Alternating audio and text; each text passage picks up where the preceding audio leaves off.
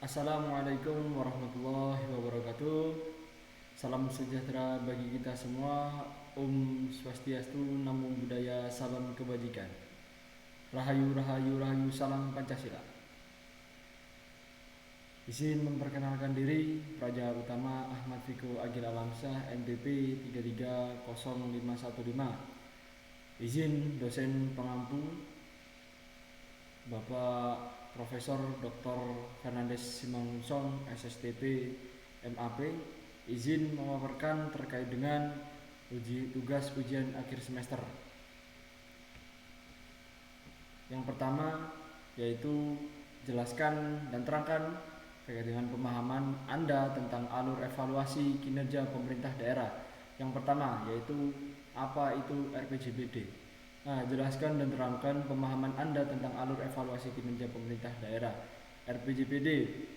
RPJPD sendiri adalah singkatan dari Rencana Pembangunan Jangka Panjang Daerah, yaitu dokumen perencanaan pembangunan daerah untuk periode waktu 20 tahun, di mana dokumen ini berfungsi sebagai kerangka pikir dan pedoman fundamental yang memuat visi, misi, arah, kebijakan, dan sasaran pokok pembangunan daerah dalam jangka panjang.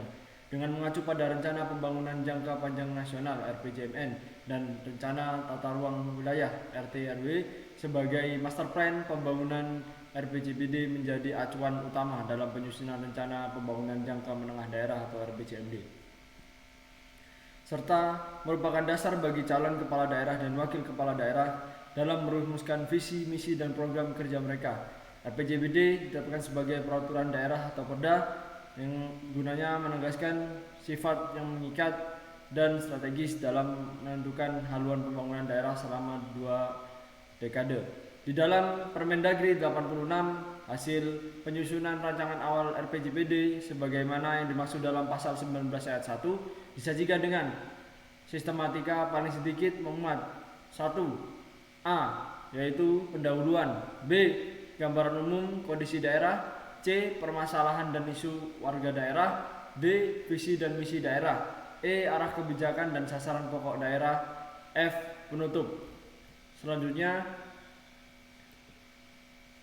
apa itu RPJMD? RPJMD sendiri adalah singkatan dari Rencana Pembangunan Jangka Menengah Daerah. Dokumen ini merupakan dokumen perencanaan pembangunan daerah yang memiliki jangka waktu 5 tahun yang berfungsi sebagai penjabaran terperinci dari visi, misi, dan program kepala daerah terpilih selama masa jabatannya. RPJMD menjadi jembatan antara tujuan jangka panjang yang ditetapkan dalam RPJPD yang sudah saya jelaskan tadi, yaitu 20 tahun dengan rencana kerja operasional tahunan yang ada di RKPD, memastikan bahwa program yang diusulkan selaras dengan cita-cita pembangunan daerah secara keseluruhan.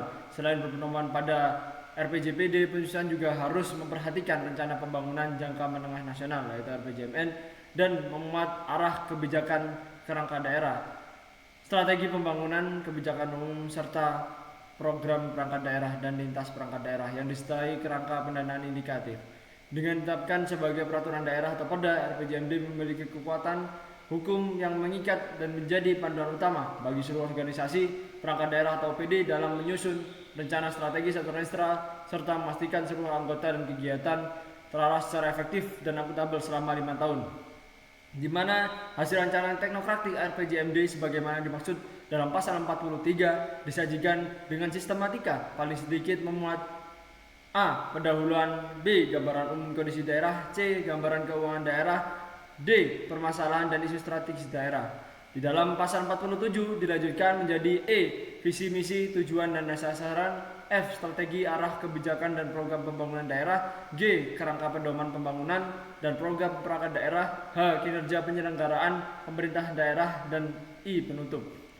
Selanjutnya, apa itu Rensa SKPD? Rensa SKPD adalah singkatan dari Rencana Strategis Satuan Kerja Perangkat Daerah atau yang kini sering disebut Rencana Strategis Perangkat Daerah Renstra atau Renstra PD. Dokumen ini merupakan dokumen perencanaan pada level unit kerja di pemerintah daerah yang memiliki jangka waktu 5 tahun dan disusun untuk menjabarkan secara lebih operasional visi, misi, dan program kepala daerah yang termuat dalam RPJMD. Rensa SKPD berfungsi sebagai pedoman strategis bagi setiap perangkat daerah, dinas, badan atau kantor. Dalam melaksanakan tugas pokok dan fungsinya selama 5 tahun masa jabatan, di dalamnya juga dimuat tujuan, sasaran, strategi dan juga kebijakan, serta rencana program dan kegiatan yang indikatif yang spesifik dan juga terukur, dengan tujuan utama untuk mencapai target kinerja yang telah disepakati di tingkat daerah. Dokumen ini menjadi acuan langsung dalam penyusunan renja tahunan SKPD dan menjadi instrumen penting dalam pengendalian evaluasi kinerja perangkat daerah.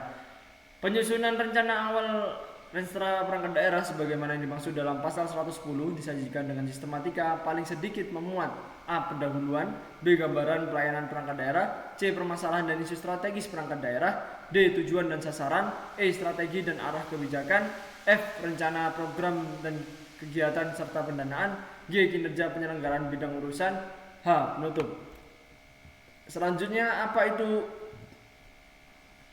RKPD dan SPM? RKPD adalah rencana kerja pemerintah daerah, adalah dokumen perencanaan pembangunan daerah yang bersifat tahunan dan berfungsi sebagai penjabaran operasional dari RPJMD. Dokumen ini memuat arah kebijakan ekonomi dan keuangan daerah, prioritas pembangunan daerah, program kebijakan, indikator kinerja serta rencana kerja pendanaan untuk jangka waktu tahunan. RKPD memiliki peran krusial karena menjadi jembatan antara rencana strategis 5 tahunan dengan realisasi di lapangan, di mana program dan kegiatan yang tercantum di dalamnya akan menjadi landasan utama bagi penyusunan kebijakan umum anggaran atau KUA, prioritas dan plafon anggaran semerata PPAS hingga menetapkan anggaran pendapatan belanja daerah PBD. Sementara itu, SPM adalah standar pelayanan minimal. Ada ketentuan mengenai jenis dan mutu pelayanan dasar yang merupakan urusan pemerintahan wajib yang berhak diperoleh oleh warga negara secara minimal seperti pelayanan kesehatan, pendidikan, dan pekerjaan umum. Hubungan keduanya sangat erat di mana perencanaan penganggaran dalam RKPD melalui program dan kegiatan perangkat daerah wajib diintegrasikan untuk mencapai target pemenuhan SPM guna menjamin kualitas minimal pelayanan dasar kepada masyarakat. Standar pelayanan minimal yang selanjutnya disingkat sebagai RSPM. Sesuai Permendagri nomor 86 tahun 2019, SPM ini adalah ketentuan mengenai jenis dan mutu pelayanan dasar yang merupakan urusan pemerintah wajib yang berhak diperoleh setiap warga negara secara minimal. Selanjutnya yaitu apa itu Renja SKPD. Renja SKPD adalah rencana kerja satuan perangkat daerah, adalah dokumen perencanaan kerja yang bersifat tahunan pada tingkat satuan kerja perangkat daerah atau SKPD yang biasa disebut perangkat daerah. Dokumen ini berfungsi sebagai penjabaran operasional dan detail dari rencana strategis Renstra SKPD dan harus selaras dengan rencana kerja pemerintah daerah atau RKPD yang juga bersifat tahunan secara substansi. Renja SKPD memuat rincian lengkap mengenai program, kegiatan, indikator kerja, kelompok sasaran, serta kebutuhan pendanaan yang akan dilaksanakan oleh SKPD terkait dalam 1 tahun anggaran. Dengan demikian, Renja SKPD menjadi pedoman teknis dan konkret bagi setiap unit kerja untuk menjalankan tugas pokok dan juga fungsinya, serta menjadi dasar tanggung jawab secara langsung dalam penyusunan rencana kerja dan anggaran atau RKA yang kemudian akan diusulkan untuk menjadi bagian dari anggaran pendapatan belanja daerah atau APBD. Selanjutnya, apa itu IKU, IKK dan juga IKD. IKU sendiri yaitu indikator kinerja utama, adalah ukuran keberhasilan paling esensial dan juga strategis yang menggambarkan tingkat pencapaian tujuan dan sasaran utama sebuah instansi pemerintah seperti SKPD perangkat daerah, di mana SKPD perangkat daerah sesuai dengan tugas dan fungsi intinya. IKU berfokus pada hasil outcome yang ingin dicapai dalam jangka menengah atau sesuai Renstra dan menjadi acuan utama bagi pimpinan instansi dalam membuat kebijakan mengalokasikan sumber daya. Selanjutnya, IKK atau indikator kinerja kunci adalah indikator yang lebih spesifik dan operasional yang mendukung pencapaian IKU atau sasaran strategis tertentu. IKK seringkali digunakan pada level unit kerja di bawah SKPD untuk mengukur keluaran atau output dari program dan juga kegiatan, serta berfungsi sebagai alat kontrol harian dan bulanan untuk memastikan implementasi rencana berjalan sesuai jalur dan ditetapkan menuju IKU. IKK ini membantu memecah IKU yang luas menjadi target-target yang inti yang lebih terukur dan dapat dikelola. IKD selanjutnya, IKD indikator kinerja daerah adalah ukuran keberhasilan makro yang menggambarkan tingkat pencapaian visi dan juga misi kepala daerah serta kinerja perangkat daerah secara keseluruhan dalam penyelenggaraan urusan pemerintah wajib dan juga pilihan. IKT biasanya mencakup isu-isu strategis regional seperti indeks pembangunan manusia atau IPM, tingkat kemiskinan, pertumbuhan ekonomi, dan juga menjadi bahan evaluasi kinerja pemerintah daerah dalam lembaga pusat. Selanjutnya yaitu apa itu Lakib Menpan RB. Lakib dan Menpan RB adalah dua konsep yang saling terkait erat dalam sistem manajemen akuntabilitas kinerja di Indonesia.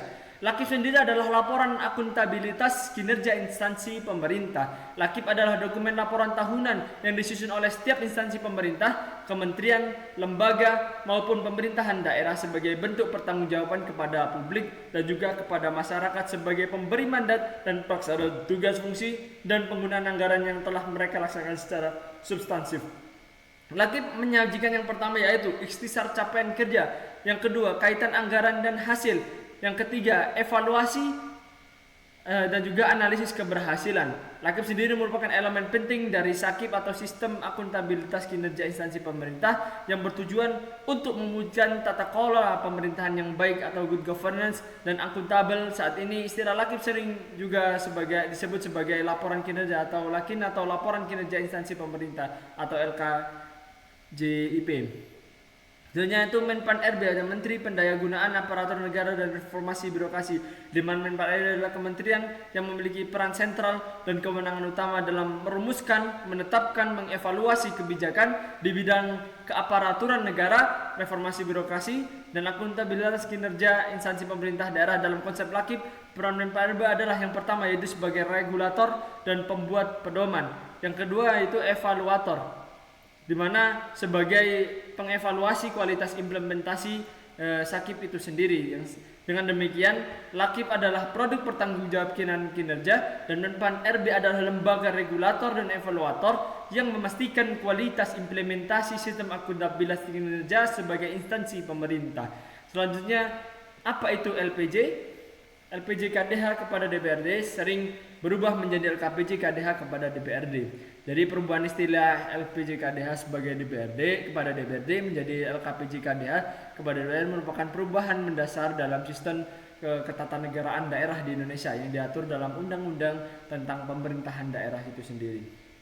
Berikut adalah penjelasan mengenai kedua istilah tersebut dan mengapa bisa terjadi perubahan tersebut.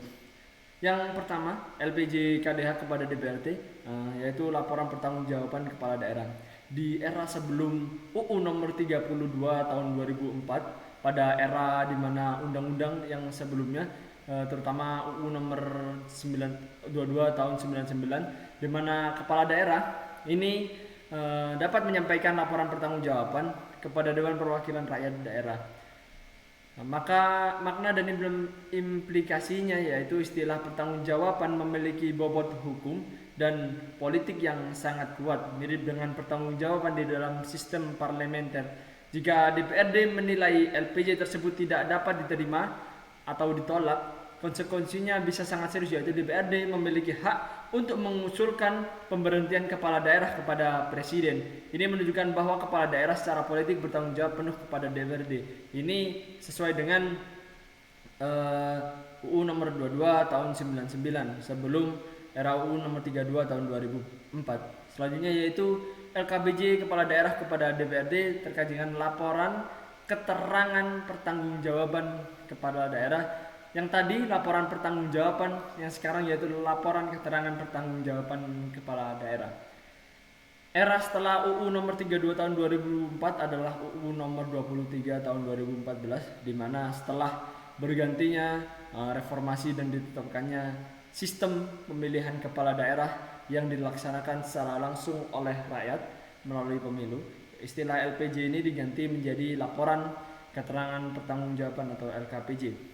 Makna dan implikasinya di mana keterangan, istilah keterangan ini, konteks keterangan ini menunjukkan bahwa laporan berfungsi sebagai penyampaian informasi dan evaluasi kinerja penyelenggaraan pemerintah daerah selama 1 tahun anggaran, di mana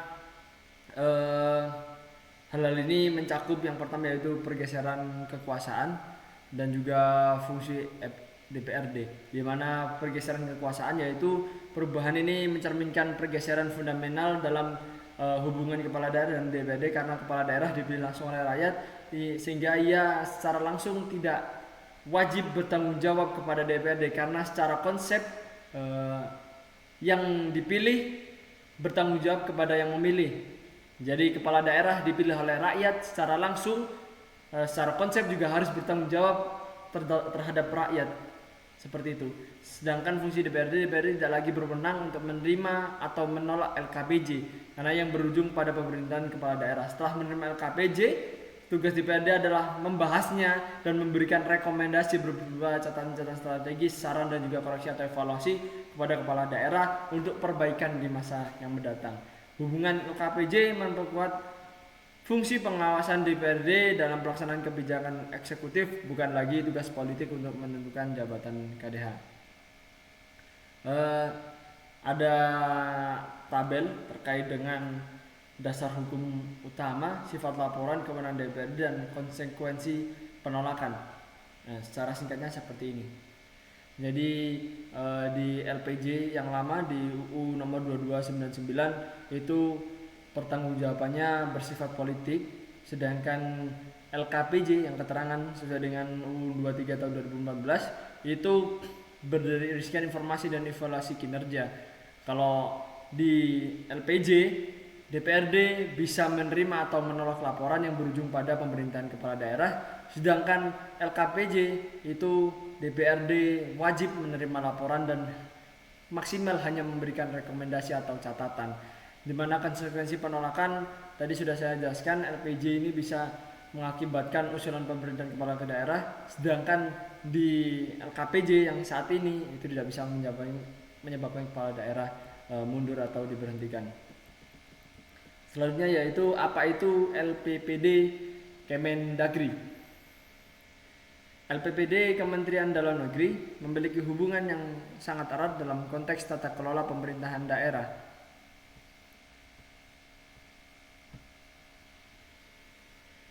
Berikut LPPD. LPPD yaitu laporan penyelenggaraan pemerintah daerah. LPPD adalah laporan tahunan yang disusun oleh kepala daerah, gubernur, bupati atau wali kota untuk disampaikan kepada pemerintah pusat, yaitu Menteri Dalam Negeri atau Mendagri. Fungsi dan isi utama LPPD yaitu yang pertama, tujuan utama LPPD adalah bentuk pertanggungjawaban kinerja kepada kepala daerah kepada pemerintah pusat, yaitu berdasarkan LKPJ yang ditujukan kepada DPRD. Yang kedua, fokusnya untuk melaporkan pelaksanaan seluruh urusan pemerintahan yang menjadi kewenangan daerah, terutama urusan pemerintahan kongruen, yaitu urusan yang dibagi antara pemerintah pusat dan juga pemerintah daerah.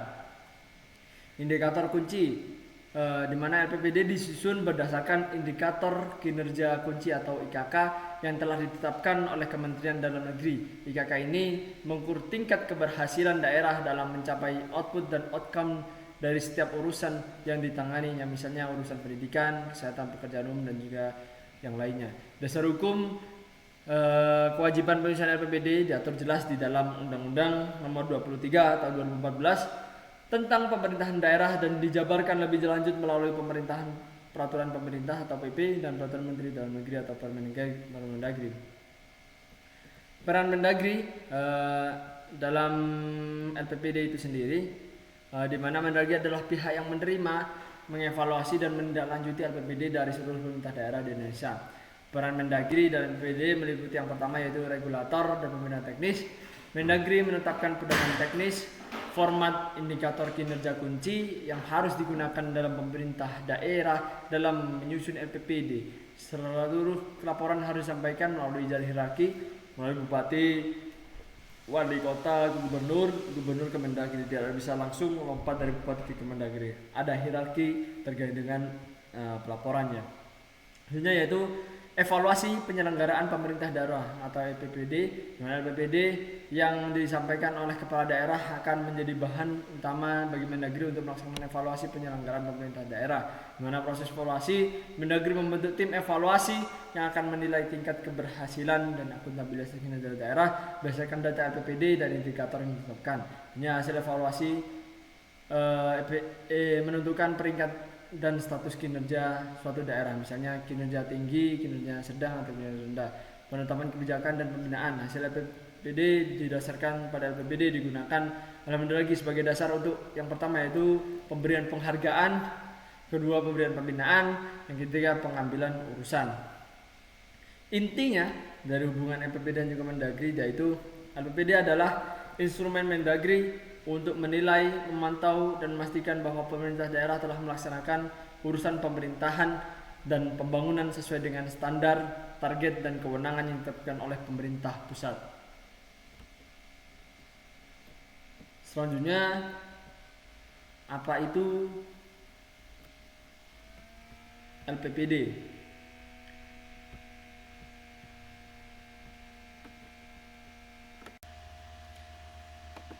Ya, selanjutnya apa itu ILPPD yang sekarang menjadi RLPPD kepada masyarakat. Dalam perubahan dari ILPPD menjadi RLPPD, yaitu adalah bagian dari upaya pemerintah pusat melalui Kementerian Dalam Negeri untuk menyeragamkan teknologi dan memperjelas kewajiban pemerintah daerah dalam mewujudkan transparansi dan akuntabilitas publik. Berikut adalah penjelasan mengenai kedua istilah dan perubahan ke dalam konteks pelaporan kepada masyarakat. Yang pertama yaitu ILPPD, yaitu informasi laporan penyelenggaraan pemerintah daerah, yaitu di mana statusnya ini lama karena ILPPD adalah istilah yang digunakan pada pemerintahan lama merujuk pada ketentuan dari UU nomor 23 tahun 14 sebelum direvisi dengan PP yang terbaru. Esensinya ILPPD pada dasarnya adalah informasi secara ringkas dari LPPD di mana laporan penyelenggaraan pemerintah yang ditujukan untuk disampaikan kepada masyarakat dengan tujuan untuk memenuhi hak masyarakat atas informasi sebagai wujud transparansi pemerintah daerah sebagai kinerja dan penggunaan anggaran. RLPPD di mana ringkasan laporan penyelenggaraan pemerintah daerah. Yang saat ini LPPD adalah istilah resmi yang digunakan saat ini, diatur secara spesifik dalam peraturan pemerintah atau PP nomor 13 tahun 2019 tentang laporan dan evaluasi penyelenggaraan pemerintah daerah serta peraturan Menteri Dalam Negeri atau Mendagri sebagai petunjuk pelaksanaannya. Mana esensi RLPPD adalah dokumen ringkas dan mudah dipahami yang merangkum capaian kerja penyelenggaraan pemerintah daerah selama 1 tahun anggaran. Tujuan khususnya di mana informasi publik ini menyediakan akses informasi yang cepat dan ringkas kepada masyarakat luas melalui website resmi, media atau papan pengumuman. Tentunya pertanggungjawaban transparansi di mana membatasi dokumen LPPD yang sangat tebal dan teknis tujuan kepada dengan kebutuhan informasi publik yang ringkas dan sesuai dengan substansinya. Mengapa terjadi perubahan istilah? Sesuai dengan regulasi dan juga nomenklatur yang terbaru di PP nomor 13 tahun 2019, meskipun intinya sama-sama ringkasan untuk publik, intinya seperti itu, tapi penggunaan istilah RLPPD menjadi standar resmi yang berlaku untuk seluruh pemerintahan daerah yang ada di Indonesia. Yang pertama yaitu aspek di mana ILPPD informasi laporan penyelenggaraan pemerintah daerah itu status regulasinya nomenklatur yang digunakan dalam kebijakan yang lama, sedangkan untuk RLPPD ringkasan laporan penyelenggaraan pemerintah daerah menggunakan nomenklatur resmi berdasarkan PP nomor 13 tahun 2019 yang baru. Tujuannya yaitu memberikan informasi ringkas kepada masyarakat dan juga menyampaikan capaian kinerja secara ringkas dan transparansi kepada masyarakat. Hubungan keduanya yaitu merupakan versi ringkasan dari RLPPD, sedangkan RLPPD yaitu merupakan ringkasan wajib yang dibuat berdasarkan LPPD. Penyusunan RLPPD dan ini merupakan wujud dari asas akuntabilitas dan transparansi yang mewajibkan pemerintah daerah untuk tidak hanya melaporkan kinerjanya kepada atasan atau Mendagri atau LPPD atau kepada legislatif DPRD melalui KBJ, tapi juga kepada pihak yang paling berhak yaitu masyarakat sebagai pemilih dan juga penerima layanan seperti itu. Selanjutnya Apa itu APBD dan juga APBDP, di mana APBD adalah singkatan dari Anggaran Pendapatan dan Belanja Daerah, di mana hal ini adalah rencana keuangan tahunan pemerintah daerah di Indonesia, disetujui bersama oleh pemerintah daerah dan Dewan Perwakilan Rakyat Daerah DPRD dan ditetapkan dengan peraturan daerah atau perda.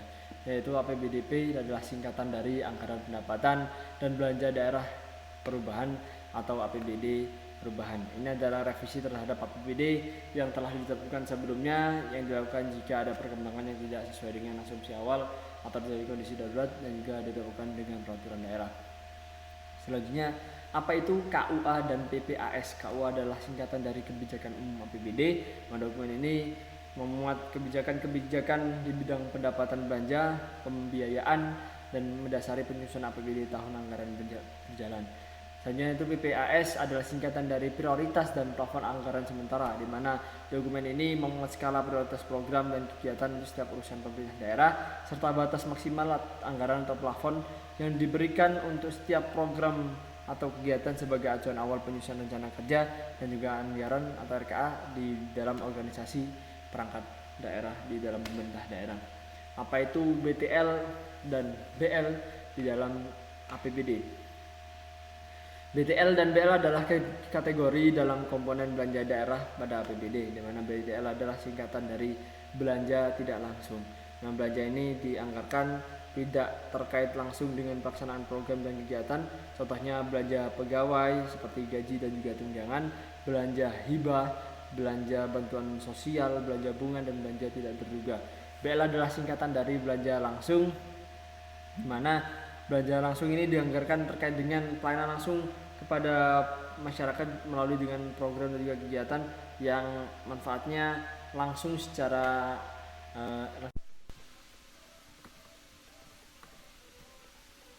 Selanjutnya saya akan menjelaskan terkait dengan apa itu sakip, PPK, opini, WTP, WDB, dan disclaimer. Inti dari semua istilah-istilah itu adalah berkaitan dengan akuntabilitas kinerja dan audit keuangan pemerintah. Yang pertama yaitu sakip.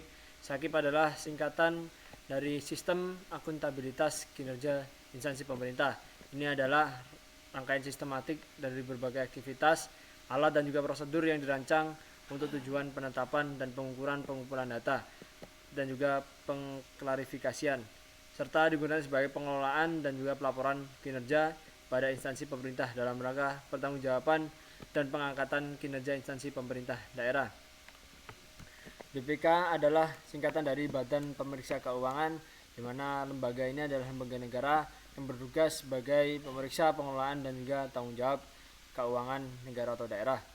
Opini adalah pernyataan profesional dari pemeriksa atau BPK mengenai dengan kewajaran penyajian laporan keuangan atau suatu entitas pemerintah daerah atau pemerintahan atau lembaga, di mana opini sendiri ada 4 jenis. 3 diantaranya yaitu adalah WTP, WDB, dan juga disclaimer. WTP adalah singkatan dari wajar tanpa pengecualian, yaitu unqualified opinion, di mana opini tertinggi diberikan jika laporan keuangan menyajikan secara wajar dalam semua hal yang material sesuai dengan standar akuntansi pemerintahan atau SHP. Ini adalah WDB. WDP adalah singkatan dari wajar dengan pengecualian, yaitu qualified opinion, di mana diberikan jika laporan keuangan menyajikan secara wajar kecuali untuk pos atau masalah tertentu yang dikecualikan. Dan yang terakhir adalah disclaimer. Disclaimer adalah singkatan dari tidak memberikan pendapat atau disclaimer opinion, diberikan jika pemeriksa atau BPK tidak dapat meyakini kewajaran laporan keuangan karena adanya pembatasan lingkup pemeriksaan yang material atau sistem pengendalian internal yang lemah. Selanjutnya, apa itu SOP berisi SHSR, SPPD, ASN, PNS, dan juga P3K.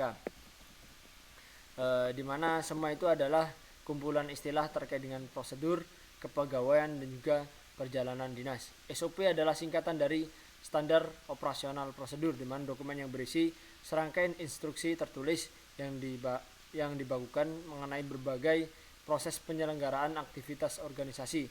SHSR kemungkinan merujuk pada standar harga satuan regional atau standar harga satuan ruang, tergantung konteks daerah. yang digunakan sebagai pedoman dalam perencanaan dan penganggaran belanja daerah.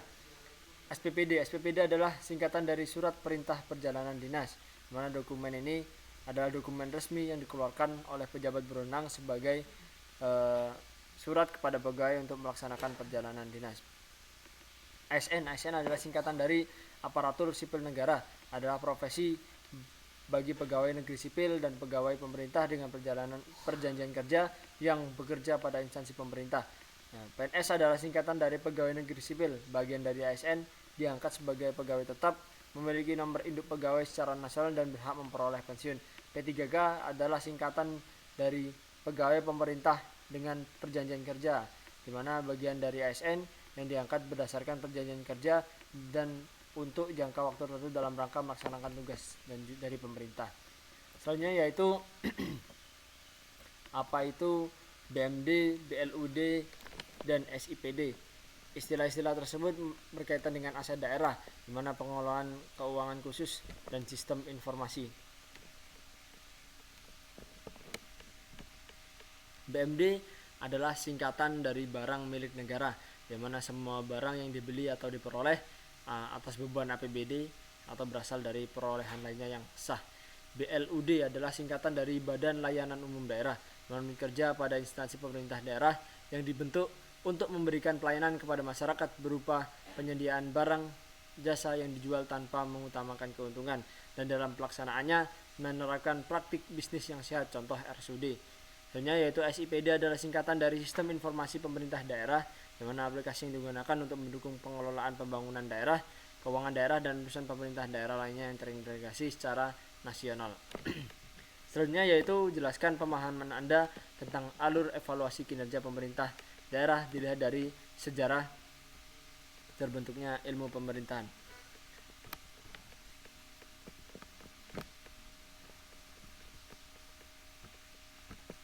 Sesuai dengan gambar di soal, di mana sejarah ilmu pemerintahan itu ada dua, di mana gambar tersebut menunjukkan bahwa pemikiran mengenai pemerintahan termasuk evaluasi kinerja pemerintah daerah tidak muncul secara langsung atau secara tiba-tiba, tapi mulai proses historis yang cukup panjang yang dipengaruhi oleh dua tradisi besar ilmu pemerintahan, yaitu aliran benua Eropa atau Eropa kontinental dan juga Anglo-Saxon, di mana aliran Eropa kontinental yaitu menjadi dasar tradisi pemerintahan kontinental seperti negara Jerman, Belanda, dan juga Prancis, di mana karakter utamanya yaitu memiliki model unitary dengan sifat kewenangan authority, di mana kewenangan ini berdasarkan hukum formal atau otoritas, dan juga fokusnya di mana pemerintah dipandang sebagai fungsi legal administratif, di mana aliran ini lahir konsep authority governmental atau kewenangan pemerintahan, selanjutnya yaitu azas pemerintahan, dan juga penyerahan kewenangan dari pemerintah pusat kepada pemerintah daerah, yaitu devolusi administratif dalam praktik pemerintahan daerah, di mana model ini menghasilkan desentralisasi yang terbatas, di mana daerah tunduk penuh pada perangkat hukum di pemerintah pusat, yaitu di mana fungsi pemerintah pusat sebagai fungsi administratif atau administrative state. Ini yang mendasari sistem pemerintahan daerah di Indonesia sebagai pemerintahan daerah yang modern, di mana Indonesia ini menggunakan aliran Eropa kontinental dengan model unitaris yang berorientasi dengan kewenangan dengan asas pemerintahan, yaitu desentralisasi, dekonsentrasi, dan juga tugas pembantuan, sehingga paling utama dan terpenting bahwasanya setiap konsep evaluasi kinerja merupakan pelimpahan wewenang dari nasional ke bawah secara turun-menurun. Selanjutnya yaitu aliran Anglo-Saxon, atau di mana ini sebagai dasar tradisi federalisme, banyak digunakan di negara seperti Inggris dan juga Amerika. Ciri utamanya yaitu menggunakan model federalis atau desentralisasi yang kuat, di mana memiliki sifat kewenangan atau power, kekuasaan politik otonom, sehingga fokusnya menjadi pemerintah sebagai proses manajemen publik dan juga kebijakan publik. Di aliran ini lahir konsep public policy, konsep governance, konsep performance management, dan evaluasi administratif. Dalam konteks daerah, kewenangan dipandai bukan sebagai sekedar pelimpahan saja, tapi sebagai hak politik atau local self government. 2 titik pertemuan public policy dan juga kinerja pemerintahan, di mana ini menjadi cikal bakal terlahirnya ilmu kebijakan public policy, di mana yang menjadi dasar evaluasi pemerintahan daerah juga.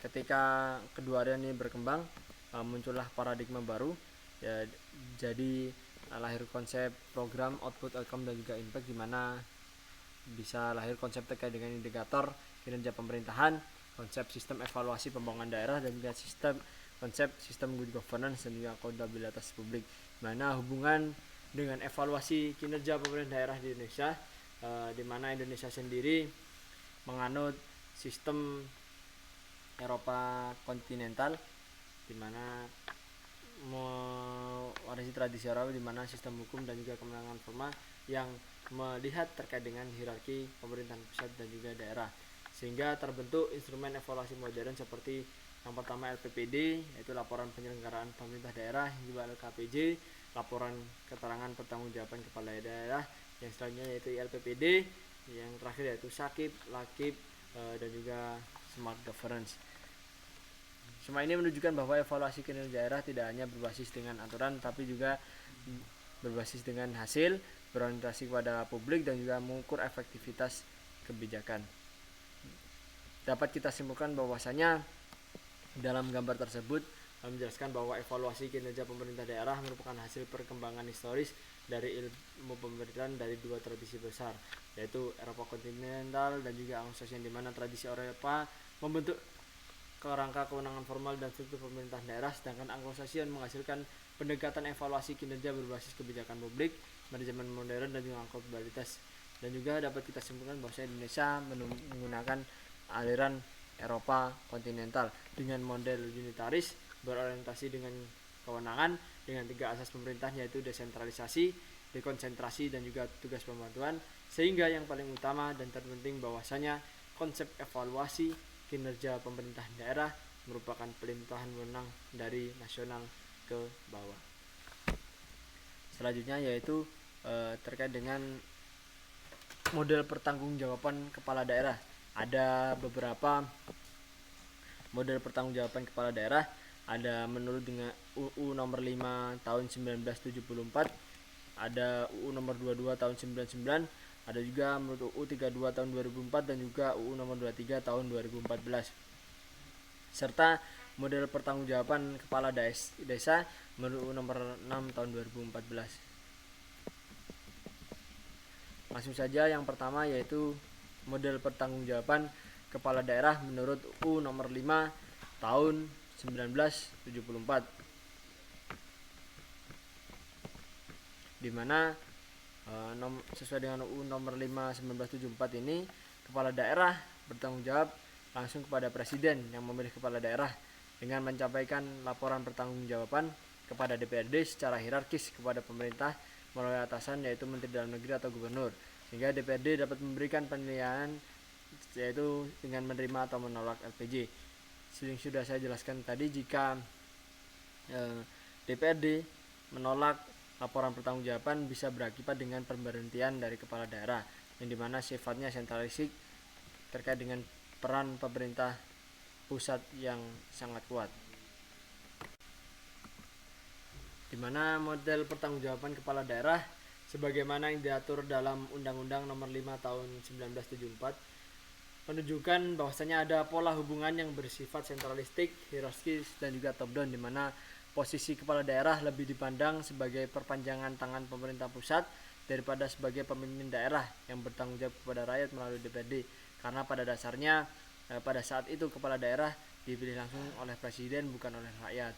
Dalam struktur tersebut, kepala daerah tingkat 1 atau gubernur bertanggung jawab kepada presiden melalui Menteri Dalam Negeri, dimana artinya seluruh arah kebijakan, pelaksanaan program, serta evaluasi kinerja berada di dalam kendali otoritas pusat. Sementara itu, DPRD tingkat 1 hanya menerima keterangan pertanggungjawaban, bukan menjadi lembaga yang dapat menyetujui, menolak, apalagi menjatuhkan sanksi politik terhadap gubernur. Ya, fungsi DPRD pada masa itu lebih bersifat pasif, sekedar menerima laporan tanpa kewenangan kontrol yang efektif. Hal ini menegaskan bahwa jalur evaluasi kinerja di level provinsi atau daerah bukan berdasarkan dukungan rakyat atau penilaian kinerja publik, melainkan berdasarkan kepatuhan kepala daerah terhadap instruksi dan agenda dari pemerintah pusat. Pada level pemerintahan kabupaten kota, pola hubungan yang sama juga berlaku di kepala daerah tingkat 2, yaitu bupati atau wali kota. Mereka bertanggung jawab langsung kepada presiden melalui Mendagri, tetapi jalurnya lebih panjang karena ini adalah tingkat 2 di bawah provinsi, di mana harus kita ketahui bahwasanya melalui gubernur sebagai atasan, struktur langsung baru ke atas. Dengan demikian, bupati dan wali kota tidak memiliki hubungan politik yang langsung dengan rakyat melalui DPRD tingkat 2, tetapi memposisikan diri sebagai pelaksana kebijakan pemerintah pusat dan juga provinsi. Peran DPRD tingkat 2 sama halnya dengan DPRD tingkat 1, hanya menerima keterangan pertanggungjawaban tanpa ruang evaluasi substansif untuk mekanisme sanksi politik.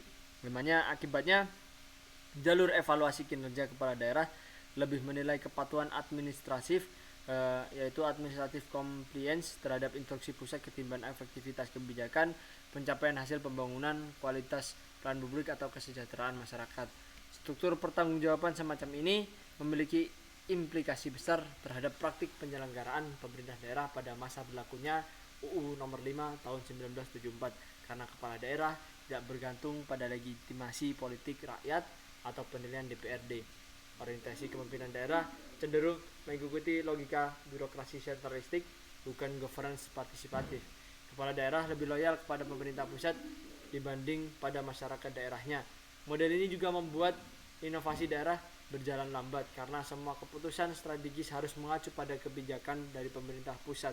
Tidak boleh ada pertentangan atau pembangkangan. Sebenarnya yaitu evaluasi kinerja daerah tidak berbasis output outcome maupun indikator kinerja pembangunan, tapi berbasis sebatas dengan memastikan bahwasanya program yang dilaksanakan oleh daerah sesuai dengan arahan dari pemerintah pusat.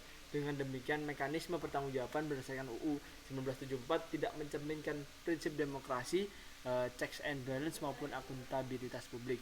Barulah setelah bergesernya pemerintahan pusat melalui UU 22 tahun 19 hingga 23 tahun 2014, hubungan pertanggungjawaban berubah menjadi horizontal dan berbasis performance based accountability, di mana DPRD memiliki fungsi kontrol dan juga evaluasi serta masyarakat dilibatkan melalui instrumen transparansi publik dan sistem monitoring berbasis kerja pemerintahan modern.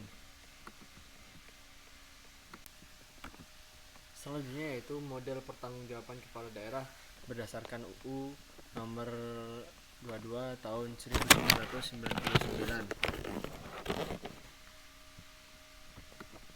di mana UU 22 tahun 1999 ini menunjukkan perubahan paradigma yang sangat signifikan dibandingkan dengan model sebelumnya, yaitu UU Nomor 5 Tahun 1974.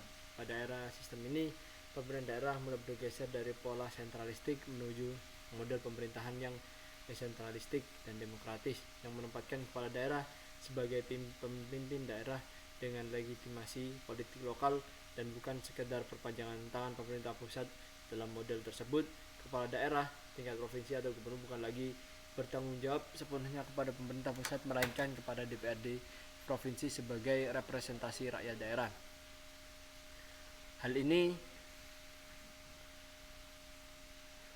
terlihat dari alur yang menunjukkan bahwasanya gubernur wajib memberikan laporan pertanggungjawaban secara langsung kepada DPRD provinsi, sementara kepada Mendagri dan presiden hanya menyampaikan laporan administratif atau laporan informasi, bukan dalam rangka evaluasi yang dapat mempengaruhi jabatan.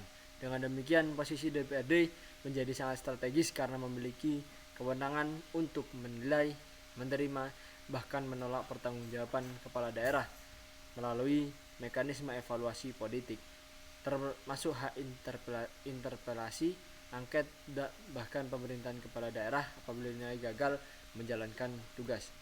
Perubahan yang sama juga berlaku pada tingkat kabupaten atau kota, di mana bupati atau wali kota dalam model ini bertanggung jawab langsung kepada DPRD kabupaten kota, sehingga hubungan antara kepala daerah dan DPRD menjadi hubungan politik yang saling bergantung. Kepala daerah tidak lagi berada dalam struktur pertanggungjawaban vertikal yang ketat seperti sebelumnya, melainkan berhadapan langsung dengan lembaga legislatif daerah yang memiliki fungsi pengawasan dan evaluasi dalam konteks otonomi daerah. Sementara gubernur hanya menerima laporan sebagai fungsi koordinatif, bukan sebagai atasan struktural yang menentukan keberlanjutan posisi kepala daerah tingkat 2. Model ini menciptakan ruang bagi lahirnya pemerintah daerah yang responsif terhadap aspirasi publik, karena keberlangsungan jabatan kepala daerah sangat bergantung pada kinerja yang dapat diterima oleh masyarakat melalui mekanisme DPRD. Namun demikian, perubahan ini juga menghasilkan dinamika baru dalam evaluasi kinerja pemerintahan, yaitu munculnya politik lokal sebagai bagian dari mekanisme evaluasi, karena DPRD memiliki kekuasaan besar dalam menentukan posisi kepala daerah. Evaluasi kinerja tidak hanya berbasis pencapaian program atau outcome pembangunan, tapi juga bersinggungan dengan kepentingan politik lokal, koalisi partai, dan juga relasi patronase. Meski begitu, paradigma ini tetap membawa kemajuan dalam konteks akuntabilitas publik, karena untuk pertama kalinya kepala daerah memiliki kewajiban untuk mempertanggungjawabkan kinerja kepada wakil rakyat daerah, bukan hanya kepada pemerintah pusat. Dengan demikian, model pertanggungjawaban UU 22 tahun 19 dapat dipahami sebagai fase transisi yang cukup penting dalam sejarah pemerintahan daerah di Indonesia. Model ini menandai lahirnya otonomi daerah yang mengedepankan prinsip demokratis, desentralisasi, dan juga evaluasi, di mana semua ini berbasis dengan akuntabilitas publik yang kemudian menjadi fondasi bagi perkembangan sistem administrasi pemerintahan daerah pada regulasi berikutnya, seperti UU 32 tahun 2004 dan UU 23 tahun 2014. Dengan kesimpulan bahwasanya UU 22 tahun 99, kepala daerah bertanggung jawab kepada DPRD. Kepala daerah menyampaikan LPJ tahunan kepada DPRD. DPRD memiliki hak mutlak untuk menerima atau menolak LPJ. Dengan penolakan LPJ oleh DPRD dapat berujung pada pemberhentian kepala daerah itu sendiri, di mana ini adalah era otonomi yang luas dengan dominasi politik DPRD kepada kepala daerah. Yaitu adalah model pertanggungjawaban kepala daerah menurut UU nomor 22 tahun 1999. Selanjutnya yaitu model pertanggungjawaban kepala daerah menurut UU 32 tahun 2004 dan juga UU nomor 23 tahun 2014. Model pertanggungjawaban kepala daerah sebagaimana terlihat dalam gambar menunjukkan bahwa posisi kepala daerah berada sebagai aktor sentral dalam siklus penyelenggaraan pemerintah daerah. Dalam konteks otonomi daerah, kepala daerah tidak berfungsi sebagai pemimpin eksekutif, tapi juga sebagai pihak wajib yang mempertanggungjawabkan jalannya pemerintahan kepada beberapa pihak sesuai mandat regulasi, di mana pertanggungjawaban ini bukan sekedar laporan administratif, tapi juga merupakan mekanisme akuntabilitas publik dan instrumen pengendalian agar penyelenggaraan pemerintah tetap berada pada koridor regulasi, tujuan pembangunan daerah, serta prinsip tata kelola pemerintahan yang baik atau good governance. Dalam kerangka tersebut terdapat juga 3 jalur utama pertanggungjawaban kepala daerah, di mana kepada pemerintah pusat, pada DPRD sebagai representasi politik daerah, dan juga pada masyarakat sebagai penerima manfaat pelayanan publik.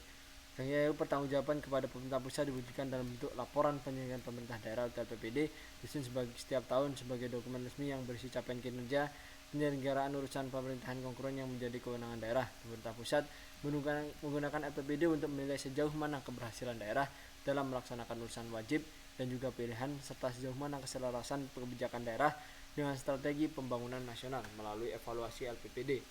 Pemerintah pusat dapat menentukan penilaian kinerja daerah, memberikan pembinaan supervisi, hingga menentukan konsekuensi administratif apabila ditemukan kelemahan, ketidaksesuaian atau pelanggaran dalam tata kelola penyelenggaraan pemerintah daerah.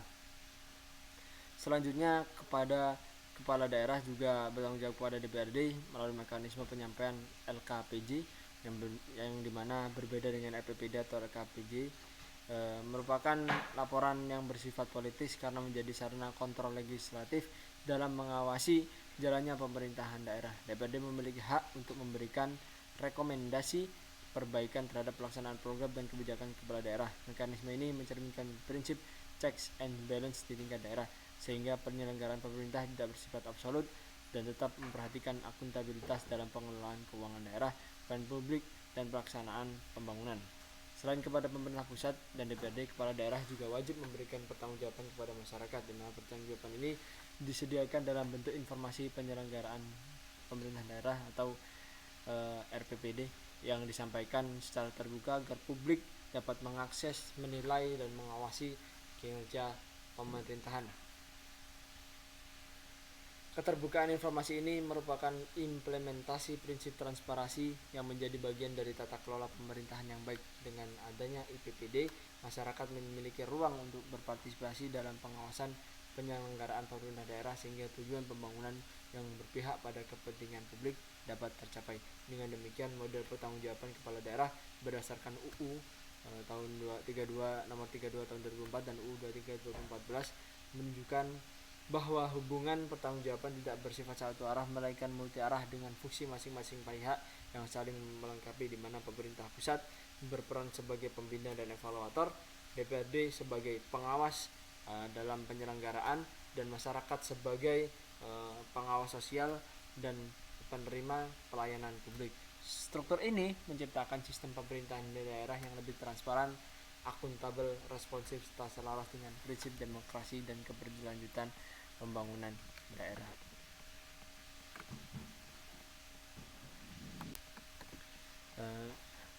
Dengan kesimpulan bahwasanya UU 32 tahun 2004, kepala daerah bertanggung jawab kepada tiga, yaitu masyarakat sebagai pemilih, DPRD sebagai penerima LKPJ, dan pusat sebagai penerima LPPD, di mana LKPJ kepala daerah tidak bisa ditolak oleh DPRD karena kepala daerah dapat menyampaikan satu, yaitu LKPJ kepada DPRD, dan dua, LPPD laporan penjagaan pemerintah daerah kepada pemerintah pusat. LKPJ kepada DPRD bersifat informasi atau keterangan, sehingga DPRD tidak berhak menolak LKPJ, melainkan hanya memberikan catatan dan rekomendasi perbaikan. Model ini memisahkan akuntabilitas politik ke DPRD dan akuntabilitas kinerja hierarkis ke pemerintah pusat, di mana model ini mempertegas UU 32 tahun 2004, di mana KDH menyampaikan keterangan LKPJ kepada DPRC yang bersifat keterangan dan menghasilkan rekomendasi, di mana LPPD kepada pemerintah untuk mengevaluasi kinerja pembinaan. 3. LPPD kepada masyarakat sebagai akuntabilitas publik. Alur evaluasi kepala daerah adalah melalui evaluasi oleh pemerintah pusat terhadap LPPD dan rekomendasi DPRD terhadap LKPJ. Seperti itu.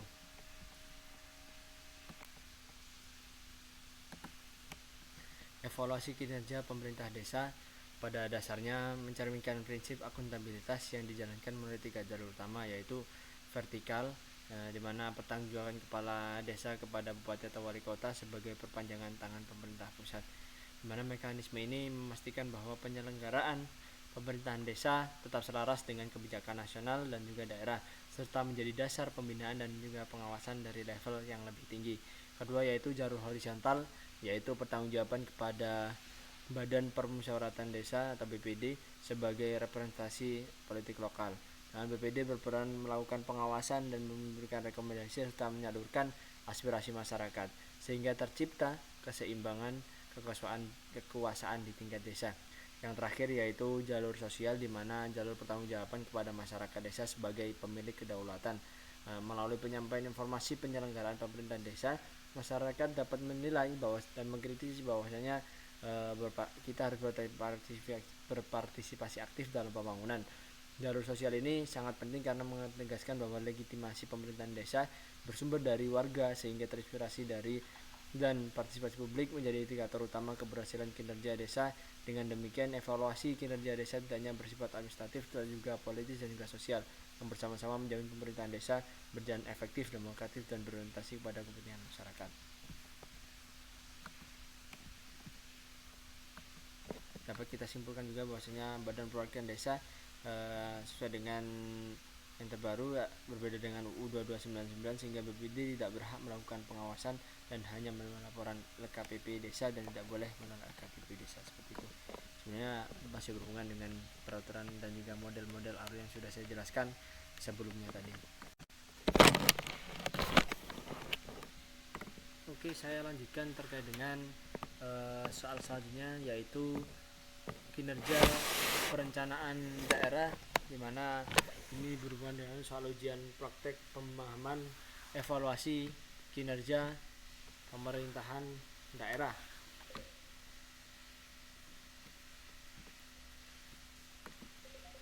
Pada nama ada visi Kabupaten X, ada visi Kabupaten X dimana jika kita melihat visi Kabupaten X itu terwujudnya Kabupaten X yang damai, maju, sejahtera, demokratis dan tangguh, serta berdaya saing di atas landasan cinta, kasih, kejujuran, keadilan dan juga kerja keras.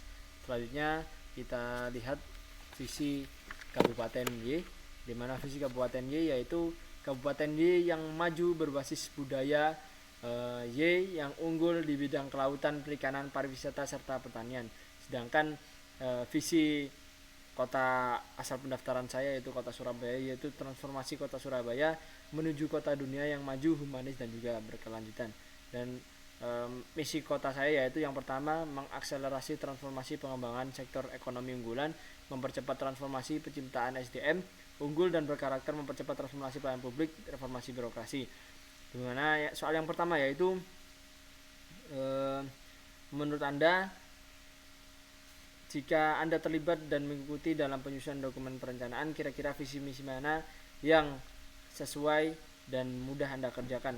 Kenapa dan mau menjelaskan? Jawaban saya yaitu visi dan juga misi Kabupaten Y, karena menggambarkan potensi daerah, sedangkan Kabupaten X itu tidak menggambarkan potensi daerah, sehingga tidak ada tolak ukur dalam pelaksanaan visinya. Sedangkan di kota saya memang belum ada secara langsung terkait dengan potensi daerah, tetapi ini berfokus pada operasional jangka panjang, di mana fokus dan spesifikasi atau measurable-nya ini visi Kabupaten Y secara eksplisit menyebutkan sektor-sektor unggulan, di mana yaitu di bidang kelautan, perikanan, pariwisata serta pertanian, dan basis pembangunan budaya. Sektor-sektor ini adalah sasaran strategis yang jelas dan dapat diukur kemajuannya melalui indikator kinerja kunci atau IKK yang konkret, misalnya peningkatan produksi perikanan, jumlah kunjungan wisata, dan hasil pertanian. Keterkaitan dengan APBD, di mana adanya sektor spesifik yang memudahkan perangkat daerah atau PD terkait dengan hal tersebut, yaitu Dinas Kelautan, Pariwisata dan juga Pertanian, untuk menerjemahkan langsung ke dalam program kegiatan operasional. Ini akan mempermudah penyusunan KUA atau PPAS karena alokasi anggaran dapat diprioritaskan dan dipertanggungjawabkan langsung terhadap target sektor unggulan tersebut.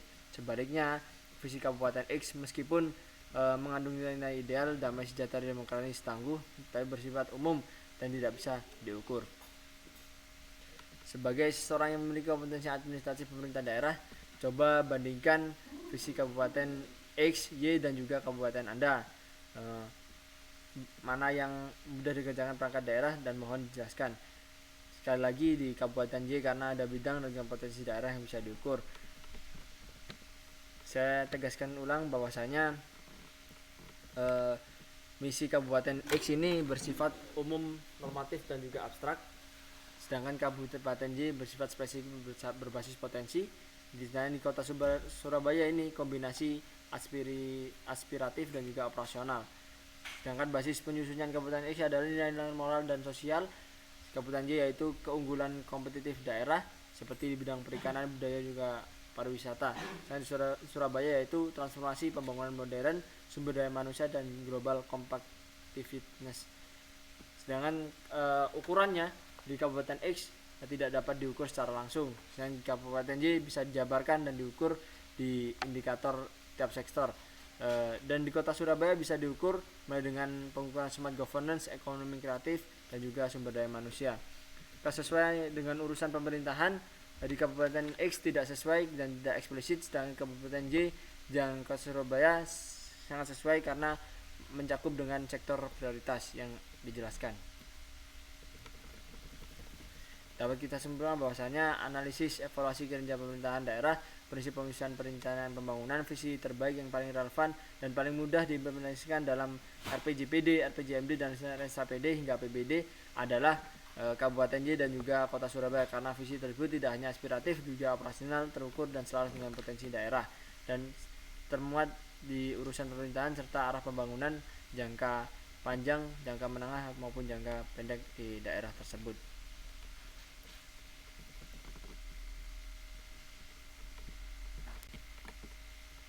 Selanjutnya saya jelaskan hubungan jumlah visi dan masa jabatan KDH 5 tahun, di mana visi adalah tujuan jangka panjang, yaitu mencerminkan cita-cita yang termuat dalam RPJMD. Sedangkan misi yaitu mencerminkan strategi yang akan dicapai dalam 5 tahun masa jabatan kepala daerah yang dituangkan dalam RPJMD, rencana pembangunan jangka menengah daerah, di mana kekuatan hubungan dan jumlah misi harus diselesai dalam 5 tahun masa jabatan kepala daerah. Setiap misi memiliki target yang realistis untuk dicapai dalam siklus perencanaan 5 tahun tersebut.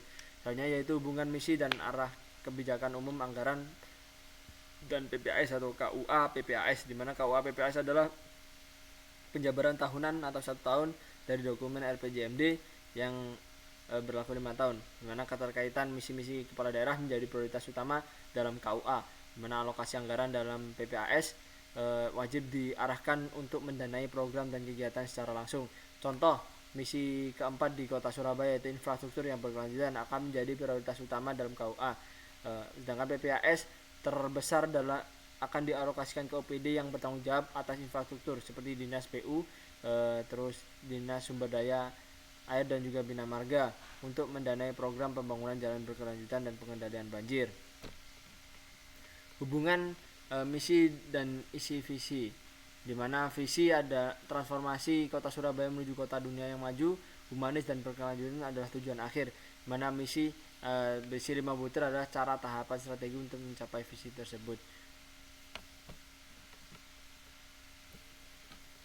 Dimana selanjutnya yaitu soal untuk mengimplementasikan visi dan misi secara konkret, perangkat daerah wajib ada yang bekerja secara terintegrasi, yaitu yang pertama mengakselerasikan transformasi pengembangan sektor ekonomi unggulan, mempercepat transformasi penciptaan SDM unggul, mempercepat transformasi pelayanan publik, memantapkan ketahanan daerah melalui infrastruktur yang berkelanjutan dan harmonisasi sosial dan juga masyarakat.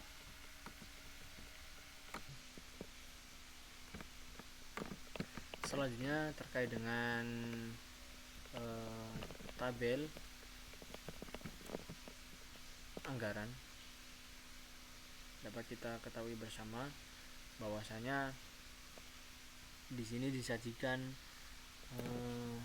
tabel target dan realisasi pendapatan daerah di Kabupaten X.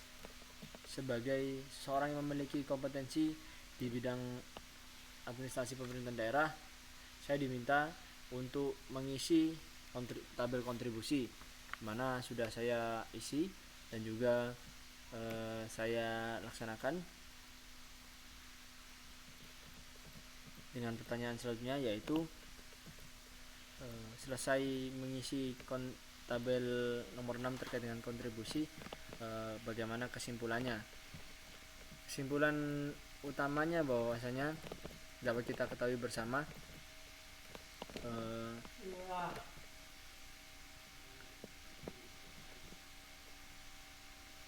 persen kontribusi menunjukkan bahwasanya seberapa besar sumbangan atau share masing-masing jenis penerimaan terhadap total realisasi pendapatan daerah. Contoh dari data di tabel yaitu PAD, pendapatan asli daerah, kontribusinya 3,61%.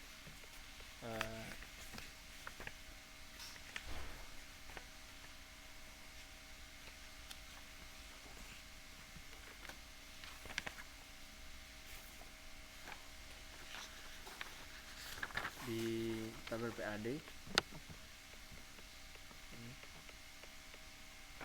kontribusinya sebesar 3,61%, di mana artinya seluruh pendapatan daerah terrealisasi sebanyak 36%, sedangkan dana perimbangan 92,83%, di mana bahwa hampir seluruh pendapatan daerah bergantung pada transfer pusat, sehingga ketergantungan fiskal pada pendapatan pusat sangat tinggi dan pendapatan lainnya hanya 3,56%.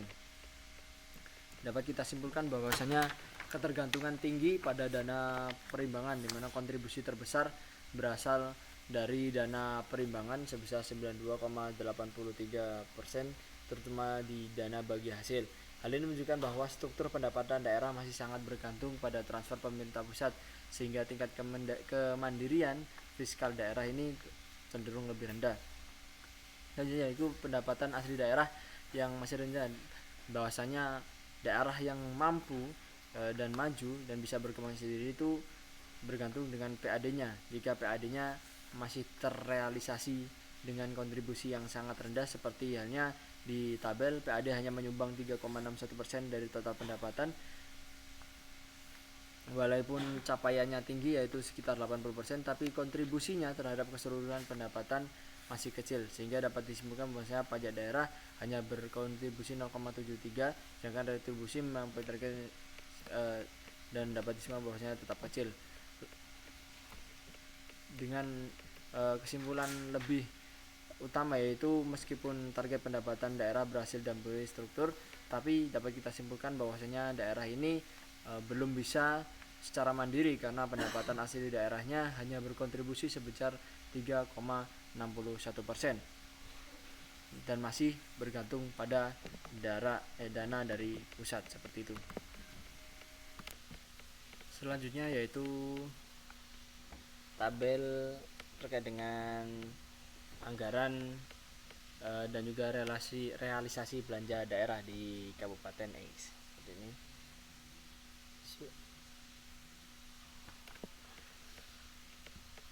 Sesuai dengan tabel data anggaran dan realisasi belanja daerah di Kabupaten X, dapat kita simpulkan bahwasanya total realisasi belanja dengan anggaran 1, sekian triliun dengan realisasi 951 miliar, di mana persentase realisasinya adalah 82,13%. Artinya belanja daerah belum sepenuhnya terserap, masih ada sekitar 87% anggaran yang tidak terrealisasi, di mana dapat kita simpulkan seperti itu. Selanjutnya itu dominasi belanja langsung, kontribusinya yaitu 67,5% dari total belanja, di mana komponen terbesar adalah belanja barang dan juga jasa yaitu 32,64% dan belanja modal sebesar 22,92%, di mana menunjukkan fokus belanja daerah diarahkan pada kegiatan pembangunan fisik dan operasi program. Sehingga belanja langsung yang relatif lebih kecil, di mana kontribusinya 32,94% dari total belanja, di mana komponen terbesar adalah belanja pegawai sebesar 25,1%, menandakan bahwa belanja rutin pegawai masih signifikan tapi tidak mendominasi keseluruhan struktur belanja. Dan dapat kita simpulkan bahwasanya belanja untuk belanja tidak langsung untuk pegawai masih mendominasi, sedangkan untuk belanja langsung yang kepada masyarakat ini masih terbilang kecil. Itu adalah kesimpulan. Jadi daerah ini masih menghadapi tantangan di dalam optimalisasi penyerapan dan anggaran, tapi sudah menunjukkan orientasi kuat pada pembangunan pelayanan melalui belanja langsung, tapi belum sepenuhnya maksimal karena presentasinya, di mana presentasinya belanja langsung masih 67%. Belanja tidak langsung merupakan belanja internal pegawai, sedangkan belanja langsung merupakan belanja untuk masyarakat. Menurut buku Transformasi Birokrasi karangan dari Prof. Fernandes, di mana termasuk belanja yang sangat baik, di mana belanja ekstrim, di mana belanja langsung memiliki persentase 70 dibanding 30, dengan belanja tidak langsung dikatakan sebagai belanja yang sangat baik karena belanja langsung masyarakat lebih besar dibanding pada belanja pegawai, sehingga tidak akan melakukan penerimaan pegawai seperti itu. Selanjutnya yaitu tabel rincian anggaran dan realisasi belanja tidak langsung di daerah. Selanjutnya yaitu tabel rincian anggaran dan realisasi belanja langsung daerah. Sudah saya kerjakan di bagian tabel nomor 6 yaitu terkait dengan kontribusi. Dapat kita simpulkan bahwasanya tingkat realisasi anggaran dari total anggaran 756 dengan realisasi 637 miliar dengan presentasi totalnya 84,25%. Secara umum penyerapan anggaran memang bisa dinilai cukup baik meski ada sekitar 15% yang tidak terrealisasi. SKPD dengan kontribusi terbesar yaitu Dinas PU, Sekretaris Daerah, Dinas Pendidikan, dan Dinas Kesehatan. Namun ada SKPD dengan realisasi paling efisien yaitu BPMD, Dinsos, Satpol, dan juga Kecamatan Jemaja dan juga Kecamatan Siantan. Ini menandakan kinerja penyerapan anggaran di SKPD yang efisiensinya cukup tinggi ini cukup optimal, dan dapat kita simpulkan di mana orientasi belanja daerah jelas diarahkan pada infrastruktur, administrasi pemerintahan, pendidikan, dan juga kesehatan, dengan dasar bahwasanya 4 sektor ini menyerap lebih dari separuh total belanja. Dengan efisiensi penyerapan anggaran bervariasi antar SKPD dengan optimal di bagian BPMD Dinsos Satpol. Dengan kecamatan saat memiliki tingkat realisasi tinggi di atas 90% meski kontribusinya kecil menunjukkan efektivitas pengelolaan anggaran di level lokal. Kesimpulannya yaitu belanja daerah didominasi oleh sektor infrastruktur, administrasi, pendidikan, dan kesehatan, sehingga perlu perhatian khusus untuk meningkatkan efektivitas pelaksanaan program pembangunan, di mana PU lebih rendah seperti itu. Selanjutnya di tabel hasil di bagian pendapatan, penerimaan, pembiayaan, dan juga silpa. Ini adalah hasilnya, sudah saya buatkan tabel. Dapat kita tarik kesimpulan bahwasanya secara keseluruhan kinerja keuangan daerah tahun tersebut berjalan masih sehat karena defisit operasional dapat ditutup dengan pembiayaan dari silpa, bahkan menghasilkan saldo akhir positif silpa yaitu sebesar 249,26 miliar. Besaran silpa yang tinggi menunjukkan kemampuan daerah menjaga kas, tapi sekaligus menandakan bahwa penyerapan anggaran belum maksimal.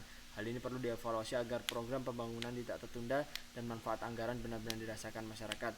Pembentukan dana cadangan sebesar 7,5 miliar dalam langkah strategis memperkuat ketahanan fiskal daerah meskipun porsinya kecil. Rekomendasinya ke depan perlu ditingkatkan terkait dengan kualitas perencanaan dan eksekusi anggaran agar silpa tidak terlalu besar sehingga anggaran benar-benar digunakan untuk mendukung prioritas pembangunan daerah. Dengan penjelasan ini dapat diketahui bahwasanya daerah secara fiskal aman dan likuiditas, tapi masih menghadapi tantangan dalam aktivitas penyerapan anggaran. Terima kasih, sekian pemaparan dari saya. Ada kurang dan lebihnya mohon dimaafkan. Wassalamualaikum warahmatullahi wabarakatuh. Om Santi Santi Santi Om Rahayu, salam sejahtera bagi kita semuanya. Salam Pancasila.